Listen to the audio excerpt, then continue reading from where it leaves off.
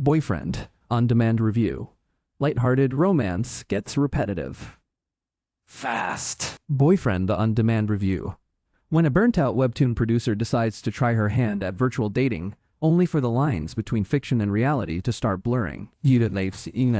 The series has 10 episodes, each with a runtime of around 60 minutes. In this lighthearted rom-com series, a burnt-out webtoon producer who barely has enough time for herself after her work tries out a subscription-based virtual dating platform and jumps right into it, hoping that it turns into a distraction from her high-stress job. However, the immersive digital world starts to slowly consume her with perfectly tailored romantic scenarios involving a variety of dream partners that slowly blur the lines between reality and fiction. Netflix Boyfriend on Demand makes us painfully aware of the dangers of the modern virtual world, where everything, from dates to desserts, takes place online, slowly taking us away from real-life experiences that nourish us. We are left isolated and lonely, never really sure about where we stand, and always unsure of our next move. Something similar happens with our protagonist, Mi-rae, who is somehow stuck in an odd time loop wherein we see her getting deeper into the craziness of her online romance with non-existent men while finding herself getting further away from actual experiences that matter.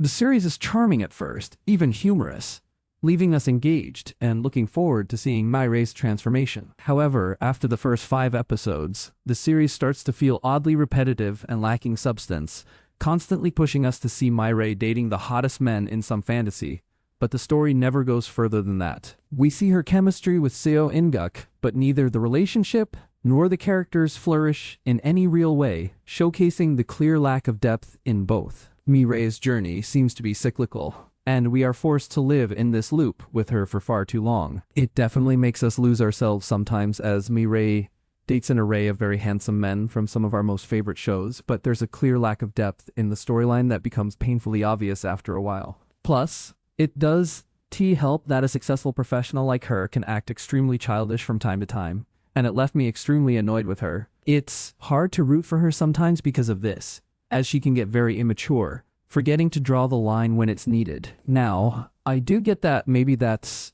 the point. Even the most skeptical of us can lose ourselves when we find something that we truly want deep down. But even then, she's extremely unprofessional and made me want to scream at her more often than not. Both Jisoo and Seo In-guk are great in the show, but again, their talents are underutilized to a criminal degree. Seo In-guk, especially, has hardly anything to do as Park Young-nam, which is such a shame because he's such a charming actor. Boyfriend on Demand is sweet and lighthearted, but it tends to get very repetitive after a while, leaving us to constantly relive the same thing over and over again. Maybe that's the point, but this could have been shorter for it to truly be impactful. Seo In-guk is possibly the best part about this series for me, and he leaves your heart fluttering, despite all the very handsome men that this show brings to us.